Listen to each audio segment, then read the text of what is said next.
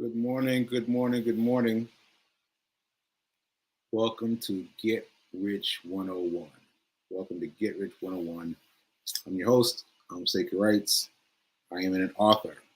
I am an author. I am an author. Saying it three times to make it sink in because this is my latest book, Hack Your Pain Now. Hack Your Pain Now. So check out the book. I've got it available as a Kindle book and available newly as a paperback book. Speaking of which, I'm going to sidebar right quick. Mom got her paperback book in the mail. What? So I'm very excited about that. I've not yet received mine yet. Not sure. I haven't checked my mail recently, so it's probably downstairs in my mailbox. So I'm looking forward to it. I'm looking forward to it because my mom said that it looks good. Because if it can make it past the mom's grade, that's saying a lot. So I'm excited for it. So I can't wait to see it. So anyway, if you've gotten your copy, let me know. Let me know. Let me know. So yeah, I'm excited. I'm excited about it. I'm excited about it. So that was quick. Shout out to New Thought Media Network for allowing me the space and the opportunity to keep fighting, keep fighting, keep fighting. As you know or may not know, if you're just not joining the show, I am a two-time stroke survivor, and the second stroke was supposed to be lethal. And I've survived it, and I'm keeping on surviving it. I'm keeping on surviving. I'm fighting. I'm fighting. I'm fighting. And the fight, as you know, like goes like this. Sometimes I'm going up. Sometimes I'm going down. Sometimes it's all around. But I'm still fighting. I'm still fighting. I'm still fighting. All right. So that's our intro. That's our intro. And let me get into it. Let me get into it. Let's get into some money. Let's start off with an affirmation. I am so happy and grateful to be a multi-millionaire in every area of my life. Ashe. I am so happy and grateful to be a multi-millionaire in every area of my life. Ashe, ashe, ashe. So let's talk about money. Let's talk about money. Because hey Wayne, thanks for checking in on me. I haven't heard from you for a while. So what I want to talk about in terms of money today is something I started off talking about yesterday. Because yesterday I was talking about I was well, let me tell you where it ended up. Let me tell you where it ended up. It ended up with me talking about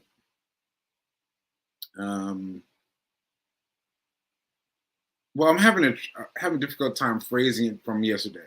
So let me just explain. Yesterday I was talking about the well, let me check my notes. Check my notes. Um, I was talking about money is not the root of all evil, right? So what happened was somebody went into the chat and left a message and said, money is not the root of all evil, but money is the root of all good. Wait a minute. Money is the root of all good. So there was a little bit of interest around that. So so there's that. There's that piece of interest speaking to that. And so let me address this securely, first of all. So let me make sure I'm being clear.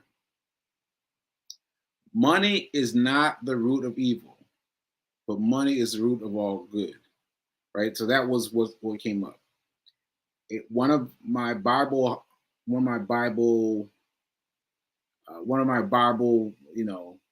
somebody who knows the Bible well, someone who knows the Bible well, right? Who knows what Bible well says, 1 Timothy 6:10, the love of money is the root of all evil. The love of money is the root of all evil, right? And so I thought about that. So someone sent that to me yesterday after the class, after the show. And I was thinking about that and thinking about that, thinking about that and thinking about that. And then I was trying to remember where the bell was coming from, And it took me a while. It took me a while to find out. But guess where the bell came from? Huh? Guess where the bell came from? You give up? It came from Rich Dad, Poor Dad. Rich Dad, Poor Dad. So those of you that don't know the lesson, Rich Dad and Poor Dad is written by this young, well, he was young at the time, this this this Hawaiian guy, and he wrote about the differences between what his father taught him and what his best friend's father taught him. And so I don't want to give too much away. So if you can't figure out why I'm excited about it coming out of Rich Dad Poor Dad, let me tell you what he says first. All right, let's see where I'm gonna find it. Okay, for example, one dad would say, "The love of money is the root of all evil." Right? One of his dads would say, one dad would say, "The love of money is the root of all evil." Compare that to the other father who would say, "The lack of money is the root of all evil." Right? So let me just read it again. One dad would say, "The love of money is the root of all evil," where we got out the Bible. And the other one would say, "The money is the root," the lack of money is the root of all evil. Right? Now, what he goes on to say is that the one dad who would say the love of money is the root of all evil is his poor father. His poor father. And his rich father would say the lack of money is the root of all evil. Right? So you've got to really think about things in a way that opens your eyes to new ways of seeing things. Because if you're stuck in the way that the Bible is read, and you're not open to any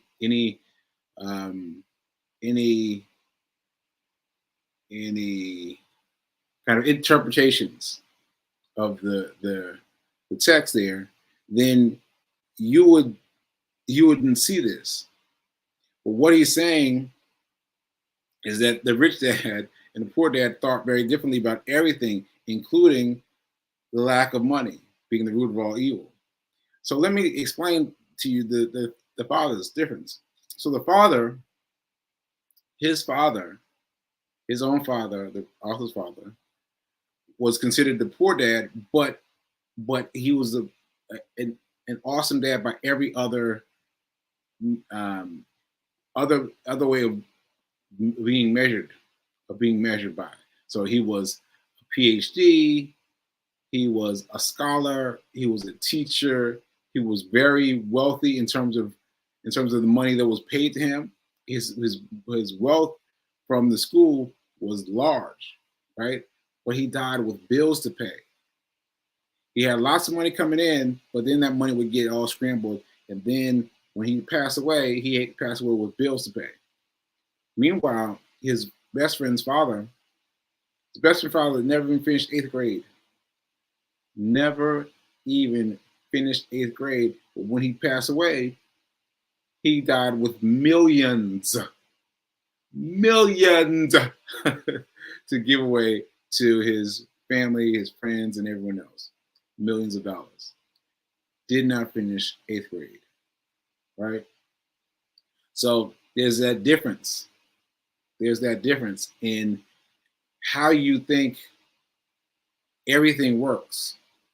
How you think everything works, because this is important. Let me see if I can get this right. The way that I thought about money was I thought the way everybody thinks about money, right? I'm thinking about it right? And it wasn't until, well, really, honestly, it happened with the stroke. It happened with the stroke that I had to rejigger my thinking about money with a stroke because the stroke shook me up. Like imagine like you're going through a shopping cart and you get up, and that shopping cart gets all shook up, and everything in the cart gets replaced. Okay, that's kind of a funny, funny way to think about it. But seriously, like my shopping cart got shook up. It got shook up, right? And my thinking about money starts over from 1.5 years ago. Like that's when I started thinking about money, and I've been thinking about it in a different way. And thank goodness for Rich Dad Poor Dad for giving me something to hold on to, because I'm thinking about money in a different way, and that's in and of itself that's scary because everyone is thinking about their money the same way, right? And so you've got to be open and be trustful of what's coming through the environment, coming through to you. So anyway, let's just look at this one more time. You can easily read this. You can easily read this and just pass it off, right? But one dad saying, the love of money is the root of all evil. And the poor father, or no, and the rich father saying the lack of money is a root of all evil. It just goes to show like it's this one of wealth is one on small pins, small turns of the pin, small turns, right? Small pins, right? Small pins, because you that's a very small gesture, and that'll get you there. That'll get you there. Just that small that small turn. All right, so I hope you got that, because what you learn about money is taught at home. It's not taught in school. It's taught at home. It's not taught at school. So, well, wait a minute. Did I say that right? I said that right, I think. It's taught at home, not at school. It's taught at home, not at school. So everything you learn comes from friends, family, and the world around you. And so what do you get when you resize everything and look at everything anew? You start thinking about money in a totally different way. Start to look at money in a totally different way. And for those of you who haven't had a stroke, God bless you. Bless you, you haven't had a stroke. But I've been shaken up in a way that I find it hard to think about money in the same way. And I find it easier to read Rich Dad Poor Dad, because I read Rich Dad Poor Dad before. I missed all of this. I missed all of this. Just flew right past my head. But now I feel like I'm getting some of it. Some of it. I'm getting some of it. All right. All right. All right. I think that's it. I think that's it. Okay. So that said, let's move on. Let's move on. Sorry, my nose is itching today. I don't know what's going on with my nose, but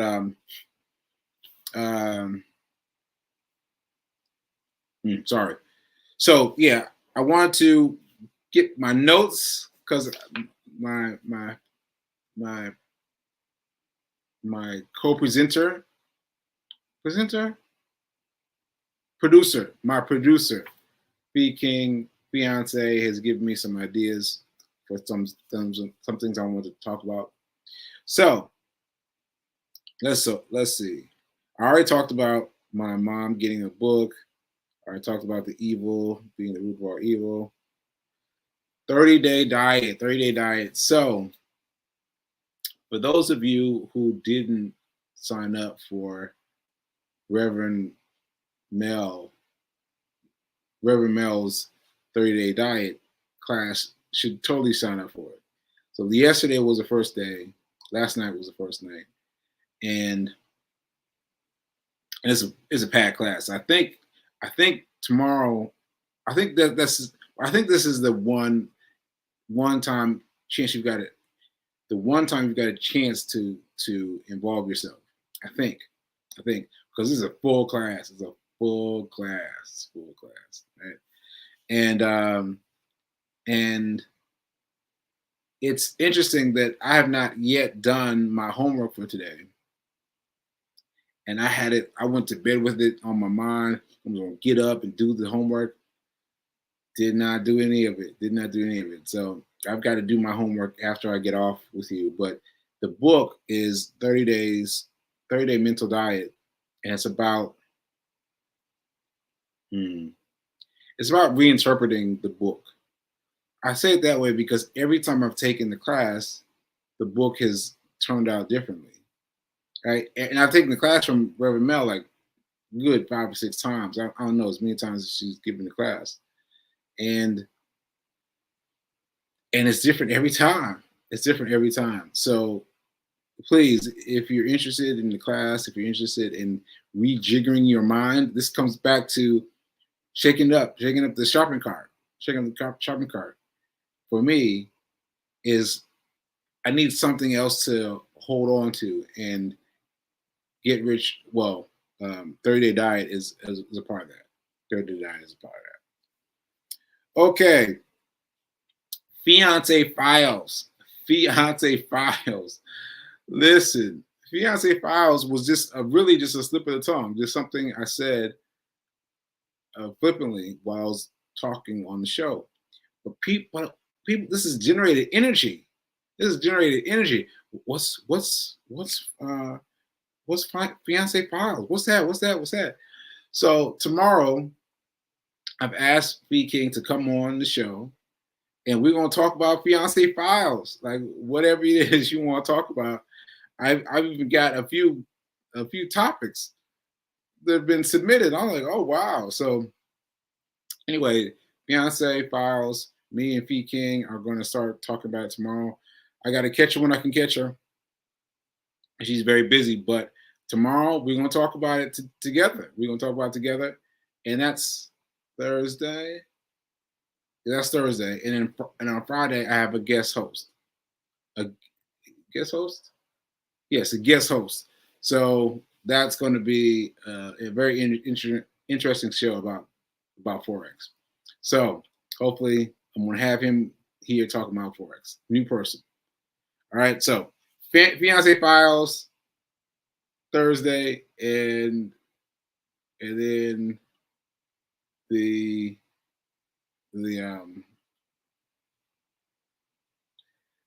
I don't know what I was going to say. the guy who's going to be talking to us on Friday. Yeah, Fiance.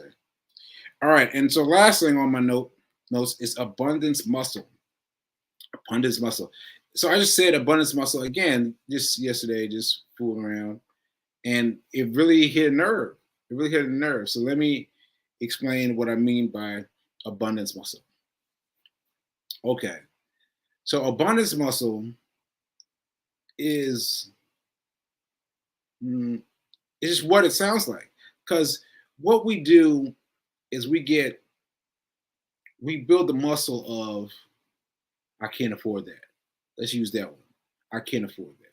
So you learn that from your parents, your people around you. You learn to say, I can't afford that, right? And then you keep saying it. You keep saying it. You keep saying it. And every time you do that, you're building a muscle. Can't afford it. Can't afford it. Can't afford it. Can't afford it. Can't afford it. Can't afford it.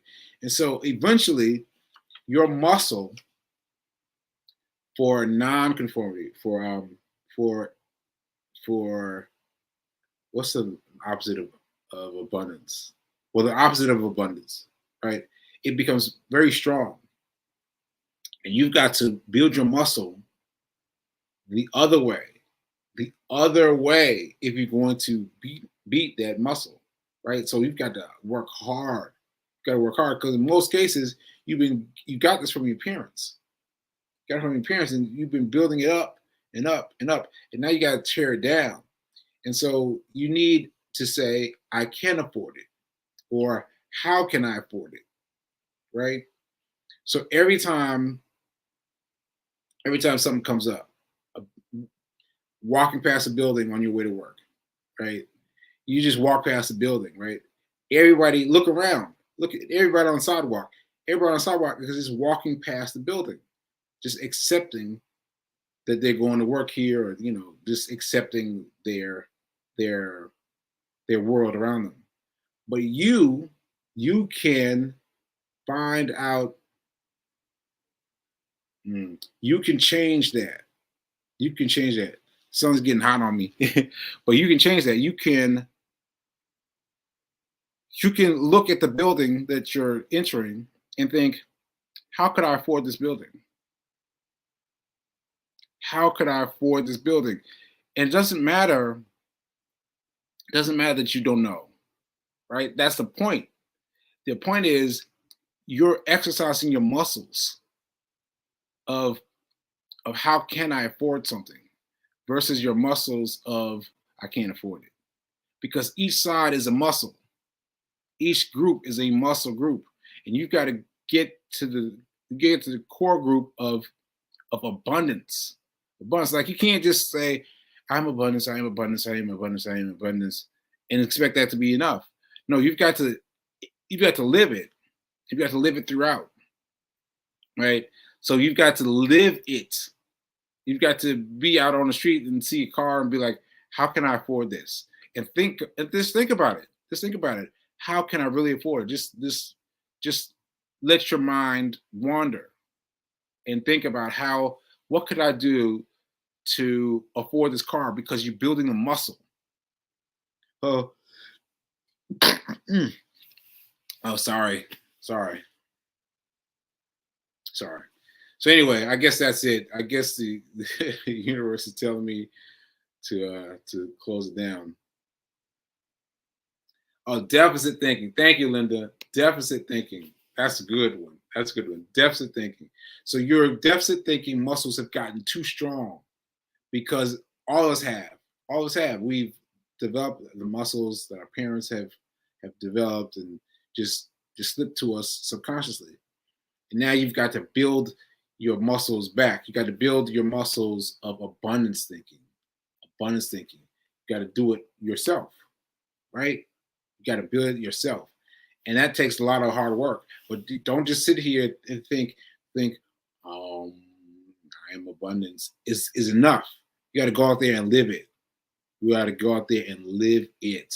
You got to think about, how can I afford this? How can I afford this? How can I afford this? It doesn't matter that you're not going to get it, but you've got to be in the mindset of abundance, of how can I afford it? All right. So that's it. I think that's it for my notes from Fee. And yeah, I think we're done. So be mindful. Oh, let me put up my